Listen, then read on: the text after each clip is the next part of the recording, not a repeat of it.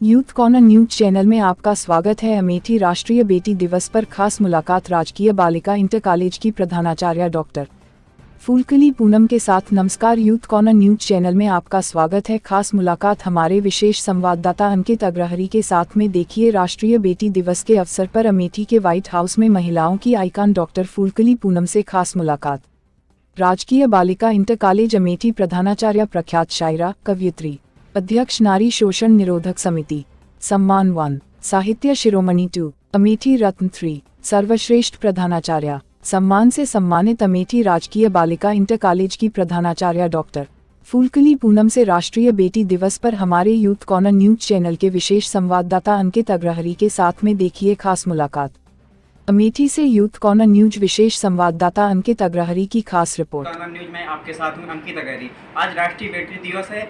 आज हम इस मौके पे हम आज ऐसे शख्स से रूबरू कराएंगे जो कि गीत गजल के क्षेत्र में उनका बहुत बड़ा विशेष योगदान है और राजकीय बालिका अमेठी की प्रधानाचार्य हैं। हमारे साथ मैडम मौजूद हैं, इनसे जानते हैं, बात करते हैं। प्रिंसिपल जी ऐसी अमेठी शायरा जी, आज मैम राष्ट्रीय बेटी दिवस है। इस अवसर पे आपने क्या क्या कार्यक्रम किया है? आज राष्ट्रीय बेटी दिवस के अवसर पर तो अमूमन लोग सोचते हैं कि घर में ही इस कार्यक्रम को मनाया जाए, लेकिन मेरे लिए मेरे कॉलेज की 1000 छात्राएं हमारी बेटियों के स्वरूप हैं, इसलिए हमने बहुत सारे कार्यक्रम अपने कॉलेज में कराए। जैसे कबड्डी प्रतियोगिता कराया, चुप प्रतियोगिता कराया, बॉटल प्रतियोगिता कराया, खो खो प्रतियोगिता कराया और एक संगोष्ठी का आयोजन किया जिसमें छात्राओं को ये बताया कि बेटियों का क्या महत्व है। आप अपना महत्व स्वयं समझें ताकि आप अपने योगदान को अपने राष्ट्र के लिए विशेष रूप से स्थापित कर सकें और मुख्यधारा में आ सकें। मैम, जैसे कि समाज में जैसे कहते हैं कि बेटियां होना गुनाह है, पाप है, तो इस पर राष्ट्रीय बेटी दिवस के अवसर पर आम जनमानस को आप क्या संदेश देना चाहते हैं? दरअसल एक दौर था कि ये बात जायज़ थी जो आप कह रहे हैं, लेकिन वर्तमान समय में मुझे लगता है कि बहुत परिवर्तन आया है समाज में और हमारी सरकार इसको लेकर बहुत ही ज़्यादा सजग है। और लगभग 15 वर्षों से मैं देख रही हूँ कि हमारे देश में नारी विमर्श चल रहा है। नारी विमर्श पर मैं देख रही हूँ कि हमारे देश के जो सामाजिक संगठन हैं और हमारी सरकारें हैं और जो बौद्धिक तबका है वो स्त्रियों को मुख्यधारा में लाने के लिए अपनी जी तोड़ कोशिश कर रहा है। तो अब तो गुनाह नहीं समझा जा रहा। हाँ, थोड़ा सा फर्क जरूर देखने को मिलता है कि स्त्री और पुरुष के जो कार्य हैं, कार्य विभाजन में ऐसे सामान्य तौर पर सामान्य जगहों पर फर्क दिखता है। और इससे तो बेटियां चांद तक पहुंच गई हैं, हेलीकॉप्टर चला रही हैं, फ्लाइट चला रही हैं, मंगल ग्रह पर जाने की तैयारी होगी तो वहाँ भी हमारी बेटियां पहुँचेंगी। तो हमें लगता है वो बात नहीं है, लेकिन फिर भी मेरा संदेश यही है, मैं शुरू से इस बात को कहती आई हूँ कि एक स्वस्थ समाज का निर्माण, एक सुंदर समाज का निर्माण पुरुष और स्त्री दोनों मिलकर करते हैं। लेकिन औलाद के पालन पोषण में, उसको सुंदर बनाने में, उसको सुंदर परिवरिश देने में माँ की भूमिका महत्वपूर्ण होती है।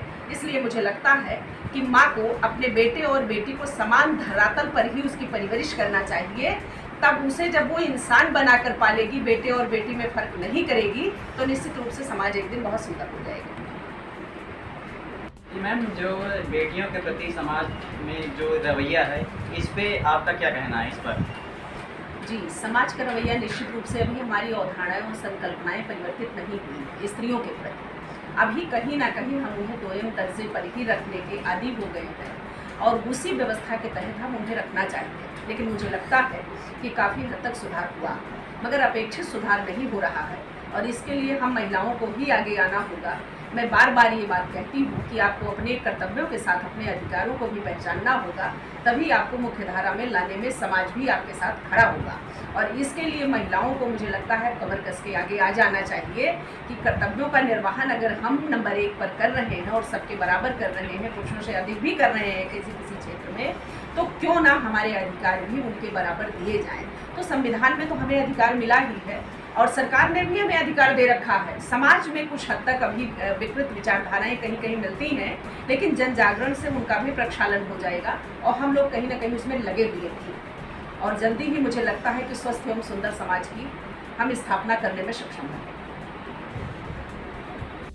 मैम, जैसे कि देखा जा रहा है कि राष्ट्र में बेटियों के साथ जो बहुत अधिक शोषण हो रहे हैं, हर जगह एक नई नई घटनाएं सुनने को आए दिन प्रतिदिन सुनने में आ रही हैं। अभी बीच में अभी आपकी देखा जाए कि उत्तराखंड में एक बहुत बड़ी घटना हुई है अंकिता भंडारी के साथ में। तो इसमें राष्ट्र को आप इससे क्या संदेश देना चाहती हैं बेटियों के प्रति? जो बेटियों के प्रति इतने अपराध हो रहे हैं, इस पर आपका क्या कहना है, क्या संदेश देना चाहेंगे? वास्तव में बहुत विडंबनापूर्ण है जब हमारी पूरी दुनिया चांद और तारों पर पहुंच रही है तो स्त्रियों के साथ इस तरह के अपराध ये क्षम्य नहीं है। और निश्चित रूप से ये हमारे समाज पर एक बहुत बड़ा धब्बा हमारी सरकार और प्रशासन और कानून को इस पर सख्त से सख्त रवैया अपनाते हुए दोषियों को कठोर दंड से नवाजना चाहिए, ताकि और जितने अपराधी हैं इस तरह के अपराध करने से वो बचें और डरें और भयभीत हों। ये करना ही होगा। और वैसे इधर देखा गया है कि बहुत सारे महिलाओं के अपराध जो हुए हैं उसमें अपराधियों को बहुत कठोर दंड दिया भी गया और उससे समाज में भय व्याप्त हो भी रही है। लेकिन जनसंख्या इतनी है और इतना विस्तृत क्षेत्र है कि कहीं ना कहीं इस तरह से मानसिक विक्षिप्तता वाले लोग मिल ही जाते हैं जो इन अपराधों को अंजाम देते हैं। मुझे लगता है कानून को और अधिक सख्त करने की ज़रूरत है ताकि इस तरह से घटनाओं से बचा जा सके और हमारे देश पर ये जो कलंक स्वरूपी अपराध होते हैं महिलाओं के प्रति, इससे बचें और 21वीं सदी में एक सुंदर देश के रूप में हम और उभरें और नाम रोशन करें। मैम, क्या गीत के माध्यम से क्या महिलाओं और बेटियों के प्रति क्या आप संदेश देना चाहेंगे? वैसे तो सामान्य रूप से जिसके लिए समाज में अनुकूल वातावरण रहता है वो तो कुछ भी कर लेता है, उसके लिए समान परिस्थितियां रहती हैं, अच्छी परिस्थितियां रहती हैं। लेकिन स्त्रियों ने आज जो कुछ पाया है वो निश्चित रूप से बहुत संघर्षों से पाया है। मैं 15-20 वर्षों में ही नारी विमर्श की जो स्थिति देख रही हूँ तो मैं संपूर्ण नारी शक्ति को अपनी 4 पंक्तियाँ अपना मुक्तक नवाजती हूँ, समर्पित करती हूँ कि हमारे दिल की गहराई समंदर से भी गहरी है, हमारे दिल की गहराई समंदर से भी गहरी है, धरासी है ये तरुणाई जो अब अंदर ही ठहरी है, जला के खाक कर डाला बना कुंदन तभी ये मन, हजारों पाँव में छाले पताका तब ये फहरी है, हजारों पाँव में छाले पताका तब ये फहरी है। मैम, बहुत बहुत धन्यवाद आज इस एक छोटे से प्रोग्राम में हमारे साथ जुड़ने के लिए। आपका बहुत बहुत धन्यवाद। आपका दिन शुभ है। अगले हफ्ते फिर मुलाकात कराएंगे, आपको एक नए शख्स से रूबरू कराएंगे। तब तक आप देखते रहिए यूथ कॉर्नर न्यूज़।